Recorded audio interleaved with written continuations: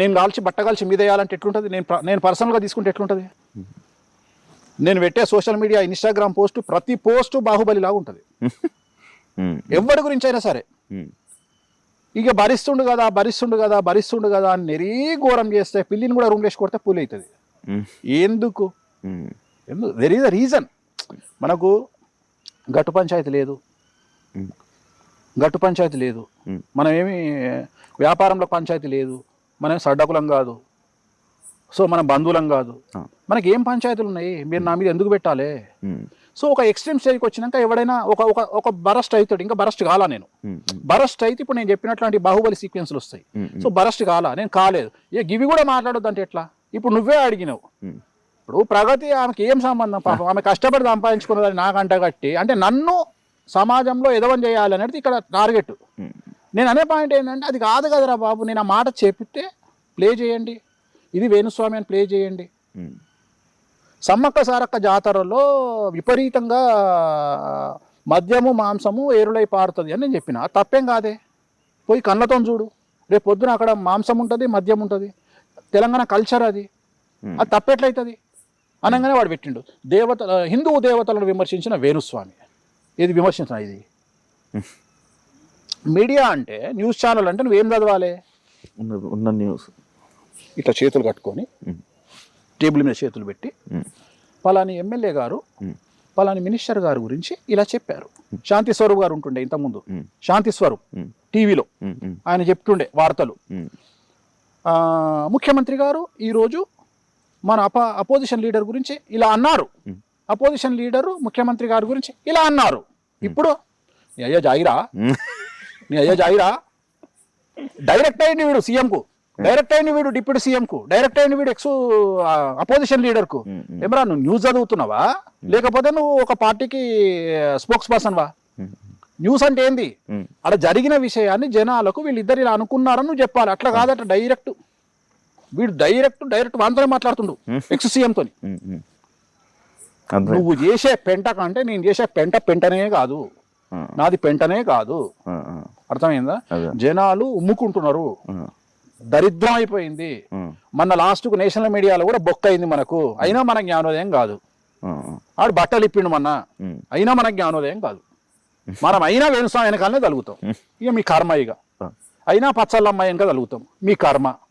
అయినా శివజ్యోతి వెనక తలుగుతాం, మీ కర్మ. అరే వీళ్ళంతా చిన్న వాళ్ళు రా, ఇంకా చాలా సమస్యలు ఉన్నాయి దేశంలో, వాళ్ళ గురించి మాట్లాడండి. ఇవి వదిలిపెట్టి ఎంతసేపు ఇదేనా అని అమ్మ 2.5 ఏళ్ళ నుంచి వస్తున్నాము, ఇదే రామాయణం అయిపోయింది. వేరే లేదా? మీకు చిరాకు వస్తుంది? ఎందుకు రాదు చిరాకు? అంటే అసహ్యం వేస్తుంది. అంటే ఒక క్షణము కోపం వస్తుంది. అంటే ఒక్కొక్కసారి ఏమనిపిస్తుంది అంటే ఎవరో మన దగ్గరకు వచ్చి అన్నా నీకు నీ అమ్మాయి ఇన్ఫ్లుయెన్స్ ఉంది కదనే, ఎందుకు ఊకుంటున్నావే అని జాతకం బయట పెట్టు. ఒకడు వచ్చి అంటాడు అని జాతకం బయట పెట్టు అంటాడు. అరే వద్దురా, అమ్మవారు చూసుకుంటుంది, మన చేతులతో మనం ఏం చేయొద్దు. She will decide.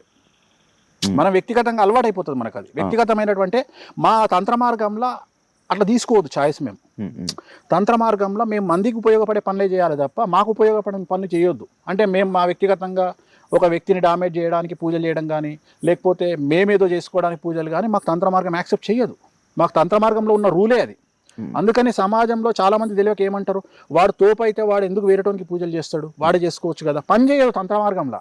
సో అందుకని మేము చెయ్యం. మంత్రతంత్ర వేరు తంత్ర మార్గం వేరు. అదే దక్షిణాచారం అంటేనేమో వేరు, తంత్ర మార్గం వేరు. వామాచారం అంటే తంత్ర మార్గం. తంత్ర మార్గంలో ఇప్పుడు నువ్వు చెప్పినట్టు నిమ్మకాయలు ఉంటాయి, శ్రీకాళహస్తిలో చేసినట్టు నిమ్మకాయలు ఉంటాయి, కుంకుమ ఉంటుంది, పసుపు ఉండదు. So it is called different. ఇది బియ్యంతో చేస్తాము, పసుపు అంటే అక్షతలు ఉండవు. సో ఇది డిఫరెంట్ ఇది. సో తంత్ర మార్గంలో ఇవి జనరల్గా ఉగ్రదేవతలను పూజించే మా కోసం మేము చేసుకోవడానికి ఉండవు. మేము వ్యక్తి గురించి ఇప్పుడు నీకు సంబంధించిన శత్రువు గురించి పూజలు చేయమంటే నేను చేస్తా, నీకు సంబంధించిన న్యాయ పరిష్కారం నేను చేస్తా, కానీ నేను చేసుకోను. ఎందుకంటే నాకు పని చేయదు అది. అందుకని నేను ఏం చేస్తా అంటే అమ్మవారు చూసుకుంటుంది, మాకు అమ్మవారే ఉంటుంది, మేమేం చేయం అట్లాంటివి. అందుకని వదిలేస్తాం. అంటే వ్యక్తిగతమైనటువంటి దూషణలకు వెళ్ళము. అట్లీస్ట్ ఇక మనిషి పుట్టుగా పుట్టి కొద్దిగా నేను కూడా పెగ్గేస్తున్నా, నేను కూడా కొద్దిగా కారం ఉప్పు తింటున్నా, అప్పుడప్పుడు ముక్క తింటా కాబట్టి కొద్దిగా కోపం వస్తుంది. ఎందుకంటే జనరల్గా ఎందుకు కోపం రావద్దు బ్రాహ్మణులకు అంటారు అంటే, బ్రాహ్మణులు వేద పండితులు మాంసాహారాన్ని తింటే కొద్దిగా ఏమంటారు అగ్రెసివ్ అవుతారు. మనం ఈ జనరేషన్ అగ్రెసివ్ కావాలే, కాకపోతేనే ఎక్కుతారు అందరూ. అగ్రెసివ్ అయితేనే యూ డిజర్వ్ ఇట్. నువ్వు నిజంగా మనిషి పుట్టుక పుట్టినప్పుడు అగ్రెసివ్ కావాల్సిందే. జీవితంలో నీకు లిమిటేషన్ రాజ్యాంగం కల్పించినటువంటి హక్కుల ప్రకారము నువ్వు తినాల్సినటువంటి ఫుడ్ తినవలసిందే. దీంట్లో ఎవ్వడు నిన్ను అబ్జెక్షన్ చెప్పాడు. ఏ కులస్తుడు ఏది తినాలనో అది తినాల్సిందే. సో దాంట్లో అందరూ తింటారు. ఇప్పుడు నేను ఒక మాట అడుగుతూ, ఇప్పుడు టాటా బిర్లా లాంటి వాళ్ళు, అంబానీ లాంటి వాళ్ళు మంగళ షాపులు పెడుతూ మరి పెట్టొచ్చునా అంటే వాళ్ళు పెడితే తప్పులేదా? చెప్పుల షాప్ పెడితే తప్పులేదా? అంటే నీ వృత్తికి సంబంధించినటువంటి వ్యవహారంలో కూడా నువ్వు వేలు పెడుతున్నావు కదా, మరి తప్పులేదా? మరి అట్లాంటప్పుడు నాలాంటి వాడు మందు తాగితే నీకు వచ్చిన నష్టమే ఉంది? నా వలన అయితే రేటు పెరుగుతలేదు కదా, నీకు వచ్చిన ఇబ్బంది ఏముంది? సో ఈ కోపం అనేటువంటిది సహజం కదా, ఈ కోపం రావడం అనేది సహజం కదా అని నేను చెప్తున్నా. నేను ఇంకా ఇంకా ఇంకా నేను టాప్ 1 జస్ట్ ఇది 0.1%.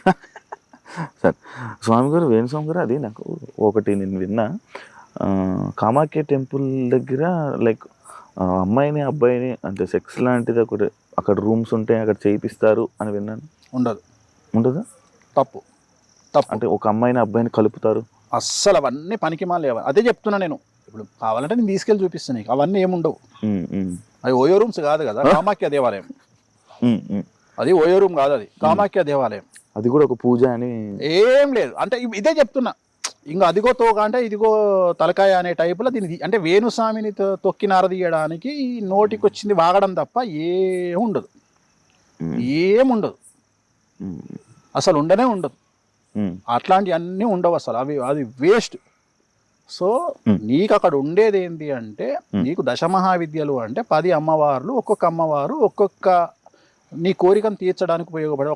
ఒక అమ్మవారు డబ్బు ఇస్తుంది, ఒక అమ్మవారు శత్రువు నాశనం చేస్తుంది, ఒక అమ్మవారు నీకు లగ్జరీ ఇస్తుంది, ఒక అమ్మవారు వశీకరణం ఇస్తుంది. సో ఇట్లా ఒక్కొక్క అమ్మవారు ఒక్కొక్క కోరికను తీర్చే అమ్మవారు, అంతే తప్ప అక్కడ ఇట్లాంటి చెత్తా చెదారం ఉండదు.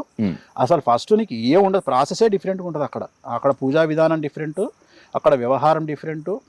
సో అక్కడ ఇప్పుడు నువ్వు అడిగినావు కాబట్టి సందర్భోచితంగా నేను చెప్పదలుచుకున్న పాయింట్ ఏంటంటే, మీరు ఎవరైనా జనాలు అక్కడికి వెళ్ళే వాళ్ళు తెలుగు వాళ్ళకి చెప్పాల్సింది ఏంటంటే, అక్కడ 3 అమ్మవార్లు ఉంటారు. తొందరలో చీకట్లో గమనించకుండా 3 అమ్మవార్లను దర్శించుకొని రండి. సో కామాఖ్య దేవాలయంలో 3 అమ్మవార్లు ఉంటారు. ఒకే దగ్గర మొత్తం అక్కడ 10 మంది అమ్మవార్లు. 10 మంది అమ్మవార్లలో ఒక దేవాలయంలో 3, మిగిలిన 7 సపరేట్ ఉంటాయి. సో జనరల్గా చాలామంది ఫస్ట్ అమ్మవారిని చూసి వెనక్కి తిరిగి వస్తారు. అట్లా కాకుండా చీకట్లో కనిపించదు కాబట్టి 3 అమ్మవార్లు ఉంటారు. 3 అమ్మవార్లను దర్శించుకొని అక్కడ పంతులు గారిని అడిగి, అక్కడ నీళ్లు ఉంటాయి, లోపల నీళ్ళు ఇస్తారు. అమ్మవారి దగ్గర మొత్తం వాటర్ ఉంటుంది. వాటర్లో వెళ్ళినా మనము అక్కడ వాటర్ ఉంటుంది, వాటర్ తాగండి. ఆ పంతులను ఒక రూపాయి బిల్లు అడుక్కోండి, తీసుకొచ్చి బీరువాలో పెట్టుకోండి. నాకు అసలు ఆ టెంపుల్ ఉందని నేను తీసుకెళ్తా ఒకసారి. అంటే నేను తీసుకెళ్ళిన తర్వాత ఇంటర్వ్యూ చేద్దాం. ఓకే. ఎందుకంటే నీకు రైట్స్ ఉంటాయి. ఓకే. నీకు మాట్లాడే రైట్స్ ఉంటాయి. నువ్వు కళ్ళతో చూస్తావు కదా, వాట్ ఈజ్ వాట్ అని కళ్ళతో చూసిన తర్వాత అప్పుడు ఇంటర్వ్యూ చేద్దాము. చాలా బాగుంటుంది. Thank you much. And Hindu సాంప్రదాయాల ప్రకారంగా కొంతమంది నార్మల్గా వాళ్ళని పిల్లల్ని కానీ వాళ్ళని కానీ పెంచడంలో లైక్ సాంప్రదాయాలు ఉండాలి, విలువలు ఉండాలి అని చెప్పి పెంచుతుంటారు. కానీ మీరు అవన్నీ ఎందుకు బొక్క